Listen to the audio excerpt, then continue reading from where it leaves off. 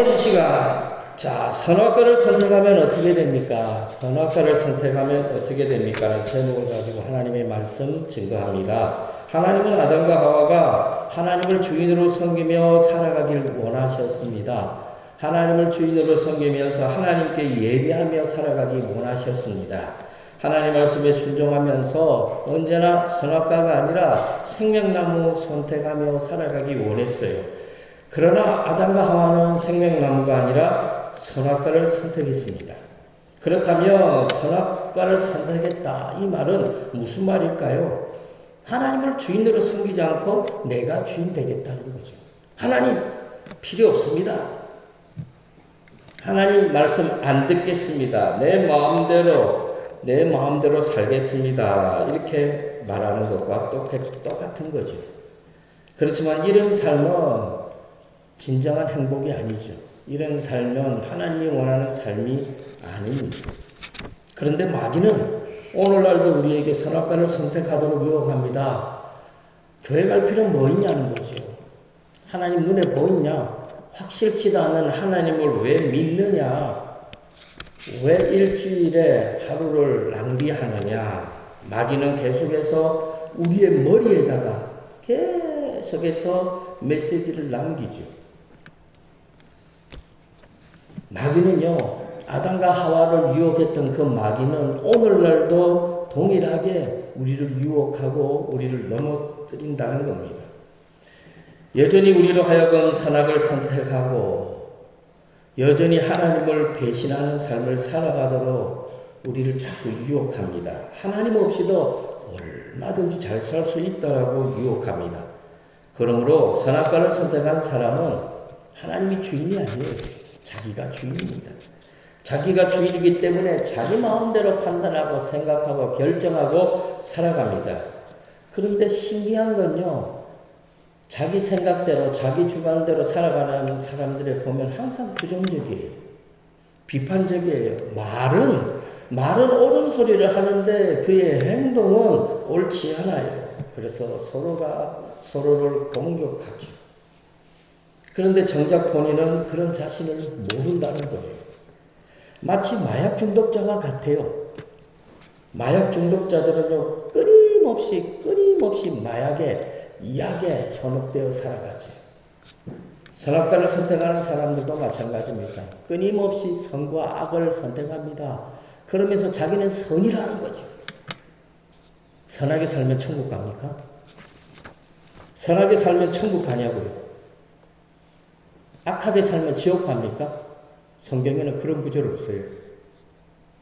선하게 살면 천국 가고 악하게 살면 지옥 간다. 이런 말씀 없어요. 예수 믿으면 천국 간다. 예수 안 믿으면 지옥 가는 거예요. 아무리 선한 사람도 예수 안 믿으면 어쩔 수 없어요. 지옥 갑니다.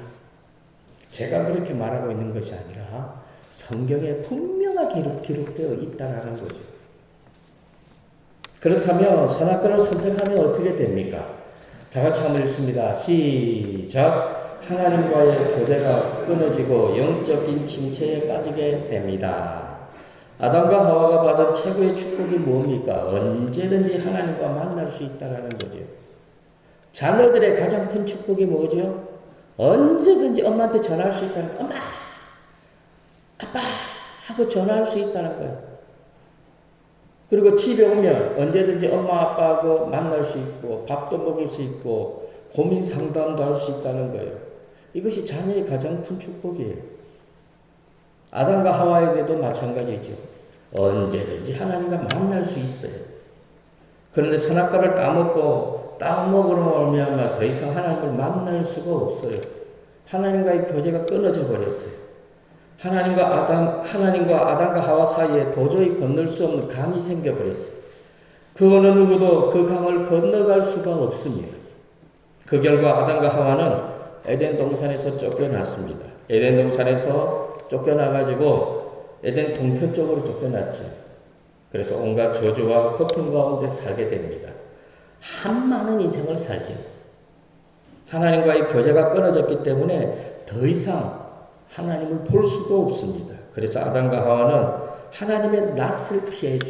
피해서 동산나무 사이에 숨어요. 선악과를 따먹기 전에는 하나님을 만나서 하나님의 임재를 느끼며 살았어요. 그런데 선악과를 따먹고 난 다음에 아담과 하와에게 하나님은 더 이상 예전의 하나님이 아니에요. 하나님은 아담과 하와에게 두려운 존재가 되어버렸어요. 하나님이 무섭다니까요. 그래서 하나님이 아담과 하와를 부르실 때 아담과 하와는 하나님이 너무너무 두려워가지고 동산나무 사이에 숨어야 했습니다. 창세기 3장 7절과 8절 다 같이 읽습니다. 시작. 이에 그들의 눈이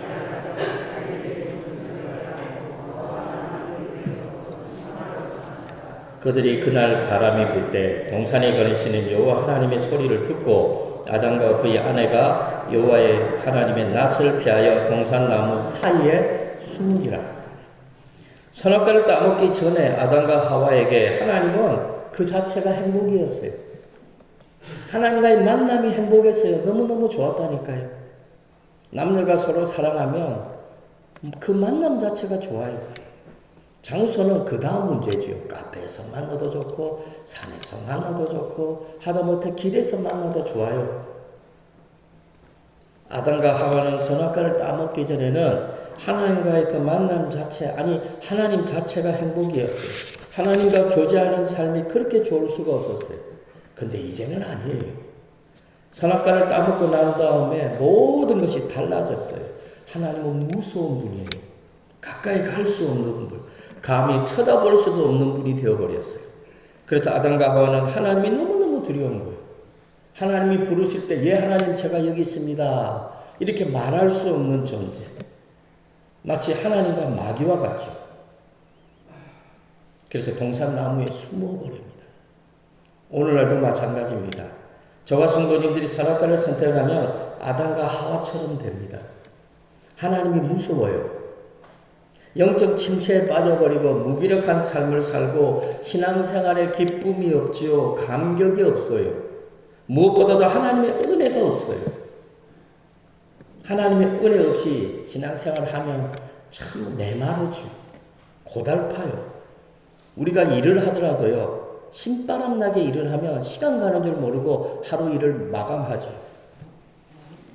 신앙생활도 하나님의 은혜 속에서 해야 그 신앙생활이 힘들지 않고 그 신앙생활이 행복하다는 거죠. 그래서 하나님 은혜 없이 살아가는 성도 세상에서 가장 불쌍한 사람입니다. 오늘날도 하나님을 부담으로 여기고 하나님을 무서워하는 분들이 있죠. 영적인 침체에 빠져 있기 때문입니다. 선악과를 선택했기 때문입니다. 반면에 생명나무를 선택하면 하나님의 은혜로 살죠. 성령의 감동 속에 빠져 살죠. 언제나 천국을 경험해요. 그래서 성령 안에서 의와 평강과 희락이 넘쳐나게 됩니다. 로마서 14장 17절 우리 다 같이 읽습니다. 하나님의 나라는 먹는 것과 마시는 것이 아니요 오직 성령 안에 있는 의와 평강과 희락이라. 사랑하는 성도 여러분, 아담과 하와는 원래 하나님과 깊은 교제를 통해서 천국의 삶을 누리죠. 행복한 삶을 살아가도록 하나님이 만드셨어요. 하나님이 아담과 하와를 만드셔서 너는 고통당해야 돼. 너는 지옥과 같은 인생을 살아야 돼. 이런 목적으로 하나님이 아담과 하와를 만드시지 않았다라는 거예요. 그런데 선악과를 따먹음으로 말미암아 하나님과의 관계가 끊어지니까 하나님의 은혜가 사라져버렸죠. 천국이 아니라 지옥과 같은 삶을 살아가는 거예요. 아들이 아들을 죽이는 광경을 목격하게 되죠. 한번 생각해 보세요. 큰아들이 작은아들을 죽였어요. 부모된 입장에서 그 광경을 바라볼 때 아담과 하와의 가슴이 어떨까요? 찢어지겠죠. 그래서 선악과를 따먹고 난 다음에 아담과 하와의 인생은 한많은 인생인 거예요. 그러므로 저와 성도님들은 선악과가 아니라 생명나무를 선택해야 돼요. 그래서 마음의 천국을 이루는 삶을 살아야 돼요. 언제나 우리 마음에 성령의 은혜를 통한 평강과 기쁨과 희락이 넘치는 그런 삶을 우리가 살아야 한다는 것입니다. 사랑하는 성도 여러분, 아담과 하와가 옷을 벗었기 때문에 하나님이 두려웠을까요? 그건 아니겠죠. 선악과를 따먹기 전에는 아담과 하와가 옷을 입었나요? 옷 안 입었어요. 선악과를 따먹기 전에는 아무렇지도 않았는데 선악과를 따먹고 나니까 모든 것이 바뀌어졌죠. 문제는 뭡니까? 선악과예요. 선악과를 안 따먹어야 했다라는 겁니다. 오늘날도 마찬가지입니다. 왜 성도들이 시험에 들까요? 이유는 하나예요. 선악과를 선택하기 때문에 그래요. 선악과를 선택하면 사람을 판단하게 되고 비판하게 되죠. 선악이 뭐죠? 옳고 그름이잖아요. 부모들이 자식을 판단해요. 너 그렇게 살면 안 돼. 그렇게 살면 안 돼. 판단해버리죠. 옳고 그름을 판단하죠. 틀렸다는 것이 아니에요. 선악을 판단하게 되면 그 선악을 판단받는 그 자녀가 그 마음이 어떨까요? 좋게 받아들이면 좋겠지만 그렇지 않을 때는 그게 독이 되거든요.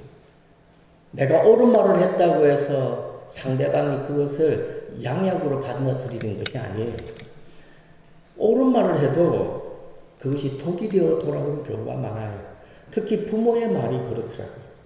부모들이 자식에게 아무리 옳은 말을 해도 자녀들은 그 말을 양약으로 받지 않더라고요. 그래서 선악과를 선택하게 되면 언제나 판단하게 되고 비판하게 되죠. 다른 사람의 장점보다 다른 사람의 단점이 더 많이 보여요. 사람은요, 장점을 칭찬하면, 다른 사람의 장점을 칭찬하면요, 그 장점이 커진대요. 장점이 커지면 단점이 줄어들겠죠. 그래서 선악과를 선택하니까 문제가 생기고, 그래서 시험에 드는 겁니다. 사랑하는 성도 여러분, 선악을 선택하면 하나님의 관계가 부담스럽죠. 성도들과의 관계도 불편해요. 선악을 선택하면 신앙생활이 재미도 없어요. 예배를 드려도 감격이 없어요. 설교를 듣고 있으면서도 딴 생각하지요. 지금 이 순간에도 딴 생각하고 멍 때리는 분들이 있다라는 거죠. 얼마나 불쌍합니까? 그러므로 저와 성도님들은 선악과를 선택하지 말아야 돼요. 언제나 하나님의 주인으로 섬기고 우리는 하나님의 종으로서 이 땅에서 생명을 선택하는 삶을 살아가야 될 줄 믿습니다. 두 번째로 우리 다 같이 읽습니다. 시작. 선악과를 선택하면 선악의 눈만 밝아집니다. 아담과 하와는 선악과를 따먹고 난 다음에 선악의 눈이 밝아졌죠. 선악 외에는 아무것도 안 보입니다. 오늘날도 마찬가지예요. 선악과를 선택하면 선악의 눈이 밝아집니다. 선악 외에 아무것도 안 보입니다. 생명은 보이지 않아요. 선악만 보입니다. 긍정적인 것보다 부정적인 것만 보이지. 그것이 마치 자기가 똑똑하고 지혜롭다고 생각합니다. 그런데 그 말 한마디가 다른 사람에게 상처를 주고 시험 들게 한다는 사실을 깨달아야죠. 무엇보다도 아무렇지도 않게 그냥 지나칠 일도 선악의 눈으로 선악을 판단하니까 그 사람 마음에 상처를 주는 거죠. 긁어 부스럼 만드는 것과 똑같아요.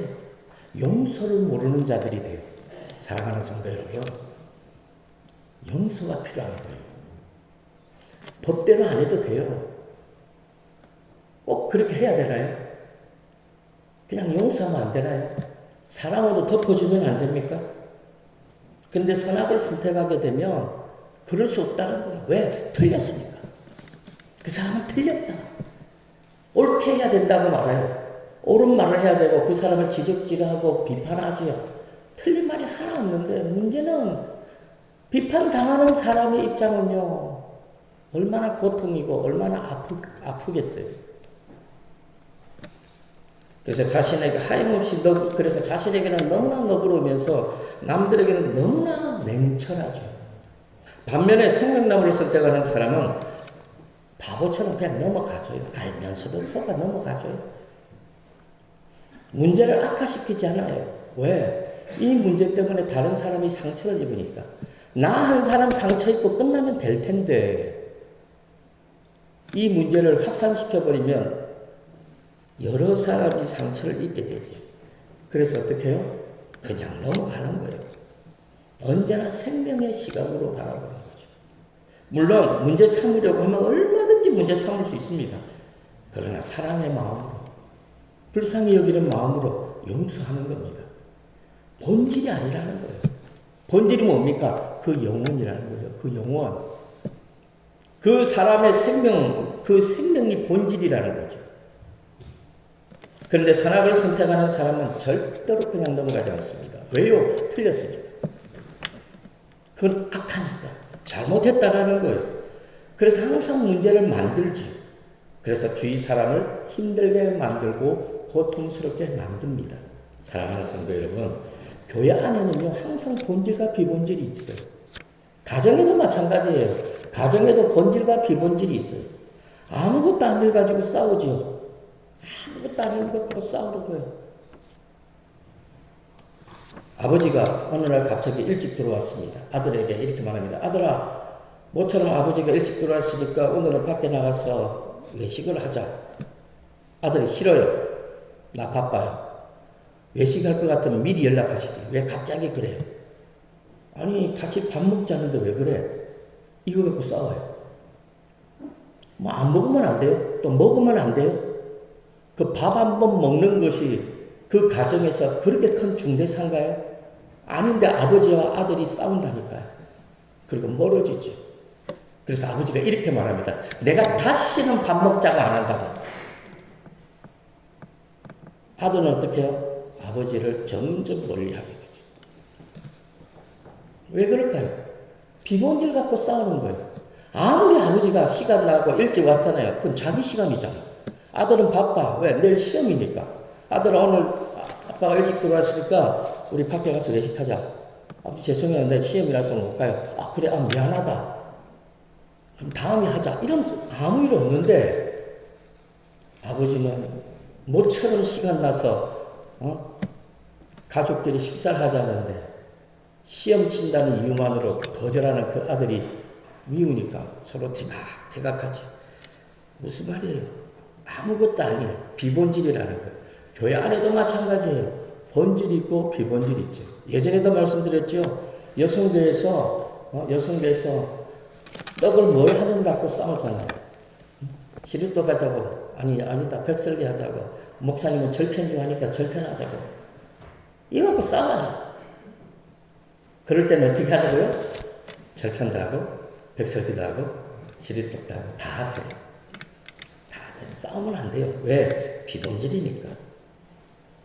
이게 뭡니까? 선악이에요, 선악. 틀리지 않잖아요. 내가 모처럼 좋은 마음을 가지고, 내가 교회 시루떡을 하겠다고 했는데, 옆에 있던 여성교 회장이, 우리 교회 성도들은 시루떡을 안 좋아한다. 목사님 절편 좋아하니까 절편해라. 그럼 이거 갖고 어떻게 해요? 틀어지죠. 교회 안에서 대부분의 문제가 무엇으로 생기느냐? 이 비본질적인 문제로 생겨요. 대부분의 성도들이 이 비본질적인 일 때문에 시험을 걸고 싸웁니다. 그래서 사람에게 시험 들어가지고 교회를 떠나고 사람에게 시험을 들어가지고 하나님을 떠나는 사람들이 오늘 이 시대에 얼마나 많습니까? 안티크리스천들, 교회를 향해서 개독교라 말하고 성경을 독경이라고 말하는 사람들, 그 사람들요 원래 교회 열심히 다녔던 사람들이에요. 근데 왜 그럴까요? 교회 다니면서 시험 들었거든요. 누구에게? 목사에게나 또는 교회 성도들에게 어떤 교회에 시험 든 거예요. 하나님께 시험 들었나요? 아니잖아요. 근데 왜 사람에게 시험 들어놓고 왜 교회를 떠나고 하나님을 떠납니까? 왜 사람에게 시험 들어놓고 왜 교회를 욕합니까? 어떤 새가족이 전도가 되어서 교회 나왔어요. 그런데 갑자기 교회 안 나오겠다는 겁니다. 그래서 신방을 가서 그 이유를 물어보면 옛날에 자신의 돈을 떼먹은 사람이 교회 안에 있더라는 거예요. 그런데 그 사람이 집사들이에요. 어떻게 돈 떼먹은 사람이 교회에서 집사가 될 수 있느냐는 거예요. 뭔 말이죠? 자격 없다는 거예요. 나쁜 사람인데 어떻게 교회는 그런 사람을 집사시키냐는 거죠. 그래서 나는 그 사람이 미워가지고 나 교회 안 나가겠다는 거야. 나 예수 안 믿겠다는 거죠. 물론 이해는 돼요. 특히 한국 사람들은 그래요. 한국 사람들은요, 관계가 중요하기 때문에 그 사람의 믿음이 싫으면요, 다 싫은 거예요. 근데 그 사람이 좋으면 다 좋아. 이게 한국 사람의 장점이면서 단점이에요. 물론 이해는 돼요. 그러나 그 돈 떼먹은 그 나쁜 집사 때문에 하나님을 포기하면 안 되는 거거든요. 그럴 때는 어떻게 해야 돼요? 하나님께 맡기세요. 지금까지 그 돈 없어도 잘 살았잖아요. 돈 떼먹었잖아요. 돈 떼먹혔지만 지금까지도 교회 나오기 전에 그 돈 없어도 잘 살았잖아. 그러므로 그냥 하나님께 맡기세요. 그러므로 하나님의 모든 것을 맡기면요. 시간이 지나고 뒤돌아보세요. 하나님께서 다 알아서 모든 것을 다 하나님께서 선으로 갚아주십니다. 그러므로 저와 성도님들은 문제를 보더라도 선하게 눈으로 보면 안 돼요. 무조건 그 문제를 생명의 눈으로 볼 수 있어야 돼요. 생명의 눈이 열린 사람은 문제도 긍정적으로 봐요. 문제도 긍정적으로 본다니까요. 항상 은혜되는 쪽을 선택하는 거예요. 그러나 선하게 눈이 열린 사람은 항상 부정적이지요. 비판적이지요. 어두운 면만 바라봐요. 그래서 매사 공격적이지요. 사랑하는 성도 여러분, 예수를 믿어도 고난받는 사람이 있어요. 예수 믿어도 참 힘들게 살아가는 사람이 있다니까. 예수 믿는다고 다 축복받느냐? 그렇지 않아요. 예수 믿고 하나님의 자녀가 된 성도들은 하나님의 뜻에 따라서 사명 때문에 고난받을 수 있고 또는 축복을 받을 수도 있다라는 겁니다. 그러므로 중요한 것은 고난이냐 축복이냐 그게 아니에요. 성도들에게 중요한 것은 고난이냐 축복이냐 이게 아니고 우리에게 중요한 것은 이것이 하나님의 뜻이냐는 거예요. 내가 지금 하나님 말씀대로 살고 있느냐 이것이 더 중요한 겁니다. 주기철 목사님이나 손영은 목사님 같은 분들은 예수 믿는다는 이유 하나만으로 얼마나 힘든 삶을 살았습니까? 고난의 삶을 살았죠. 순교했잖아요. 인간적으로 보면 참 불쌍하죠. 그 생각 그냥 나 예수 안 믿어요 하면 살 낀데 일본 순사가 그랬다잖아요. 제발 목사님 그냥 예수 안 믿는다고 말만 하세요. 살려줄게요.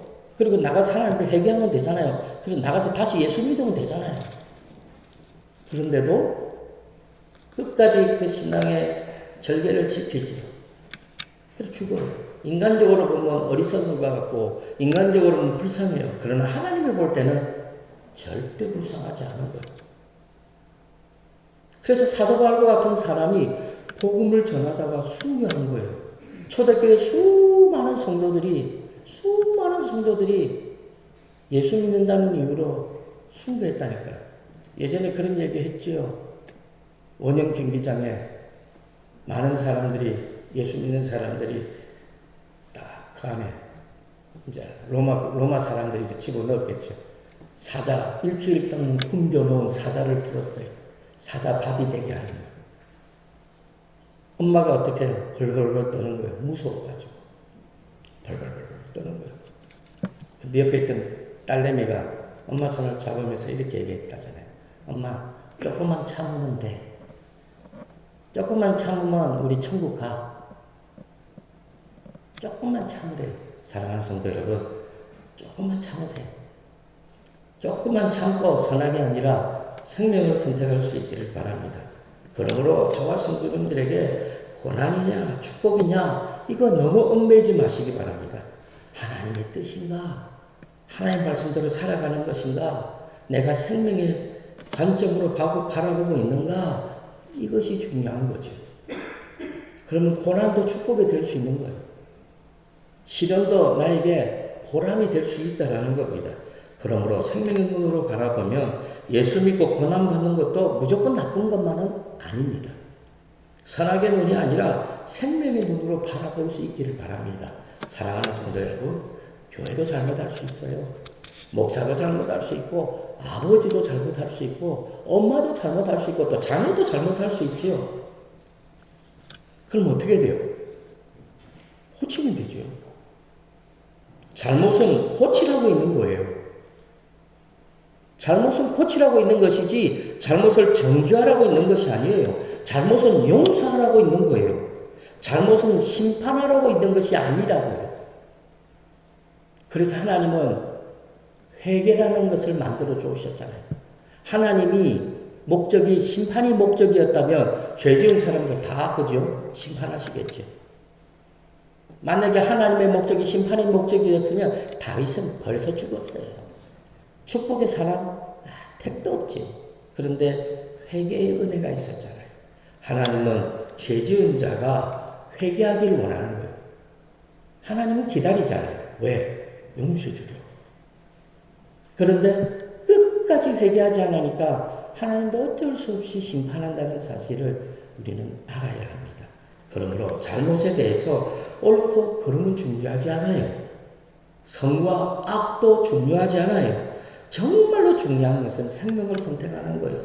사랑하는 거예요. 용납하는 거예요. 이해해 주는 겁니다. 그러므로 좋은 성도님들은 선악을 선택하지 말고 생명을 선택하시기 바랍니다. 하나님의 은혜 속에 부족하더라도 하나님의 은혜 속에 하나님이 주시는 그 풍성한 세상이 알지 못하는 그 기쁨을 누리며 이 땅의 삶을 살아갈 수 있기를 주님의 이름으로 간절히 축원합니다.